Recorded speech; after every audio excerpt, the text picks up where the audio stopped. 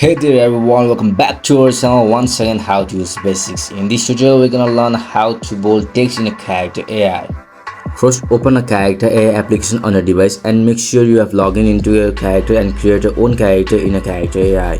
If you don't know how to create a character, you can check our past videos. After opening a character AI, you can see this interface. Click on into any character you want to send text and you can see this message box in the bottom. Click on it and type double asterisk and your text and again double asterisk and enter your text, and this how easy to bold your text in your character AI. I hope this video been helpful, and if you like this video make sure you have subscribed our YouTube channel and hit the notification bell for more popular content. Comment down your technical problems in your application, we will definitely try to solve it.